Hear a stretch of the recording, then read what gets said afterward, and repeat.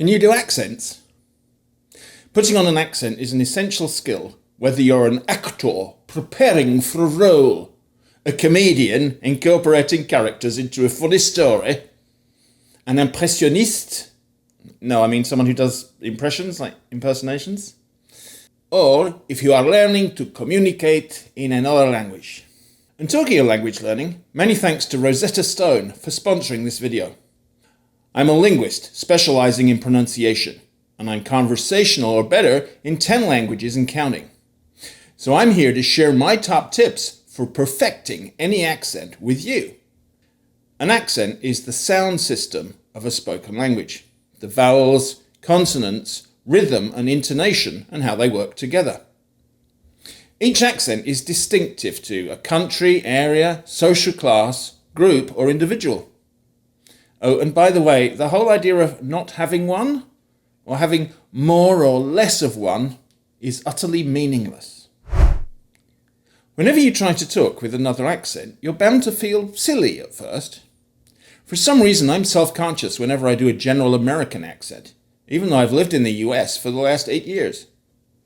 A long time ago now, I acted in a play as an American character, where the rest of the cast were Americans. I just had to get over myself. Like in many things, once you've taken the first step, you find out it's nowhere near as scary as you thought. What's the worst thing that can happen? I'll tell you, it's Tom Cruise in Far and Away. To get an accurate accent, you've got to do the research. One good place to look is Wikipedia. They have overviews of the sound systems in many languages. There's that word system again. It's essential to understand the system. How many vowels are there? Which sounds contrast with each other? Which words rhyme and which don't? What are the differences between the system you want to imitate and your own accent? If your first accent doesn't have the difference between cheap and chip, for example, you have to learn to both hear and produce the difference. Otherwise, you won't be able to use the British expression as cheap as chips. Personally, I find a knowledge of the IPA, or International Phonetic Alphabet, extremely useful. It's an alphabet, which is phonetic and international, and that aims to represent the sounds of a wide range of human speech, using symbols that are clearly defined as to how the sounds are made. Feedback is super important. Things sound different from inside your head. So it's great to get someone who is outside your head to tell you if you sound authentic. It's especially useful if you have access to someone who's a proficient speaker of the accent you're learning. Another source of feedback on pronunciation I've been using recently is Rosetta Stone's voice recognition tool. You can set the sensitivity anywhere from easy to hard and have different settings for different languages. That determines how strict it is in accepting or rejecting a pronunciation.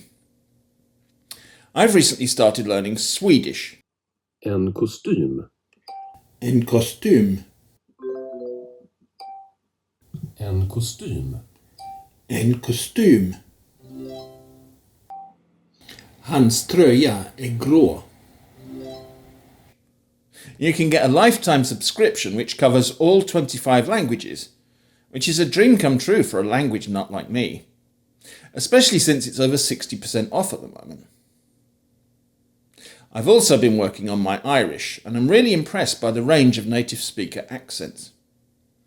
I'm kind of early intermediate, so I had to start in the middle. There are gaps in my vocabulary, but the combination of audio and images really helps fix the new language in my brain. Ta an trán blasta.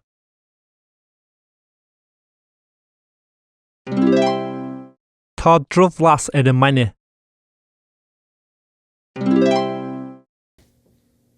Each lesson is only about 10 minutes long, so it's easy to fit them into my schedule.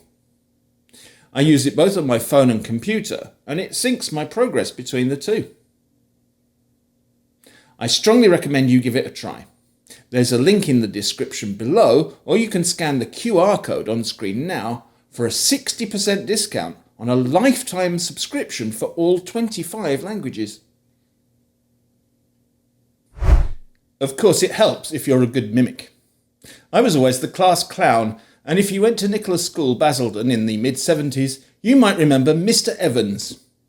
All the boys wearing earrings, take them out of your ears and put them in your handbags.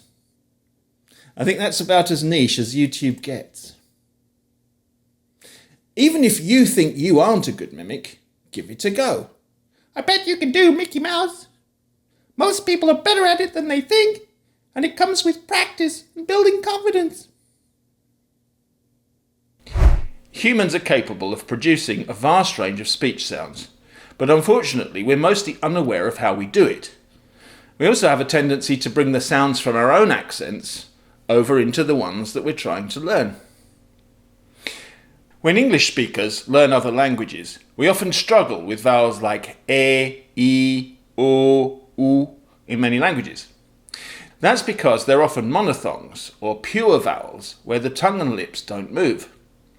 The corresponding sounds in English are diphthongs, where the tongue and lips do move. A, E, O, U.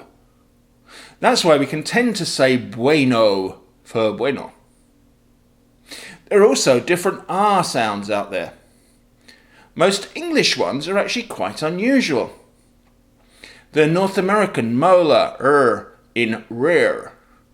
The Southern British alveolar approximant, rarer. That makes them a challenge for speakers of other languages.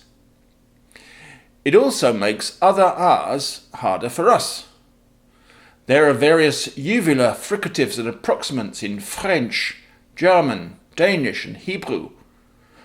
Trilled and tapped apical R's in Spanish, Italian, Russian, Arabic, etc. I once took a Spanish class with someone who could do a trilled R, but not a tapped R. This meant she couldn't make the difference between pero, meaning but, as in, and but, and perro, meaning dog. She said dog for both. Me gusta bailar, pero no bailo muy bien. I like dancing, dog, I don't dance very well. One thing you might notice when imitating rodents is the way you hold your mouth and your tongue. This is called an articulatory setting, or what Eric Singer calls an oral posture, and it can be an overarching feature of an accent. In French, for example, the resting position of the lips is tense and rounded. The tongue also tends to stay quite tense, resulting in strongly articulated consonants and vowels which are in quite extreme positions in the mouth. Spanish, on the other hand, has a much more lax, looser feel to the mouth, la bodega. Most varieties of English are somewhere in between. Getting the articulatory settings right can be a great help in imitating the accents of individuals. His Majesty the King, for example, puts a great deal of effort into speaking with as little effort as possible. He has a classic stiff upper lip and tends to speak with his lips quite spread and with quite a bit of tension in his neck. When you first start practicing an accent, you might find you're going a bit over the top and moving into a cartoony version. That's fine. Once you become more proficient, you can start to tone it down and make it a bit more subtle. I know I said how to perfect an accent in the title, but that was just clickbait, really. I am really glad you clicked and that you're still here. You can subscribe too if you like. I'd really love that. Anyway, do you actually need a perfect accent? Some people do. As a pretty proficient French speaker, I get really nervous in those World War II movies where someone has to go undercover and pretend to be French in Nazi-occupied Europe. There's a brilliant film, A Call to Spy, which is a true story of 3 women who did just that. Imagine one mispronunciation and you get handed to the Gestapo. Most of us can afford a bit more leeway in how accurate we need to be. For an actor, it's important to get it right enough so that it doesn't distract from your portrayal of the character or from the audience's enjoyment of your work. People like me may still be mildly critical, but most others won't notice.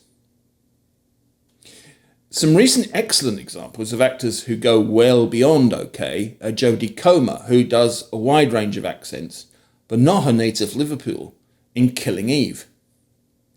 She also does a very specific kind of Chicago in Bike Riders. Then there's Martin Freeman, who does a brilliant Liverpudlian in The Responder, even though he's from Hampshire. He also tackled Minnesota Nice in the Fargo TV series. One criterion that I think is important for language learners is how much effort it takes for people to understand you. I can imagine that the woman who said dog instead of butt in Spanish would have got on people's nerves after a while. The same is true of people who make no effort whatsoever to change their accent.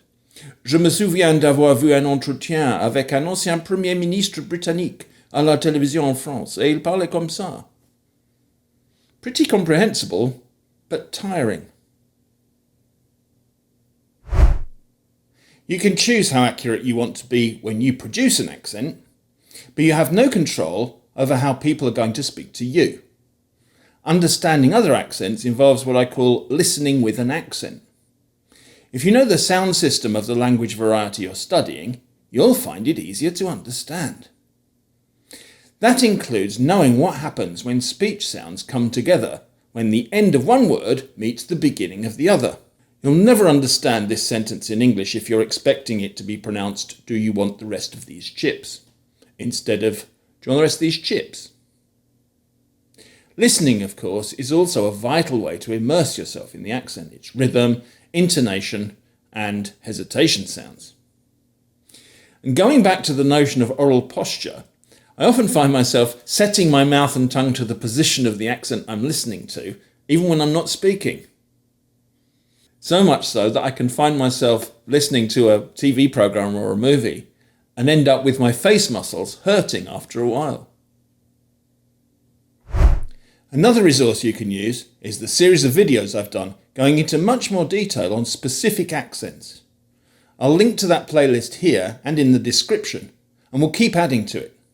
Meanwhile, thanks for watching, and I'll see you soon.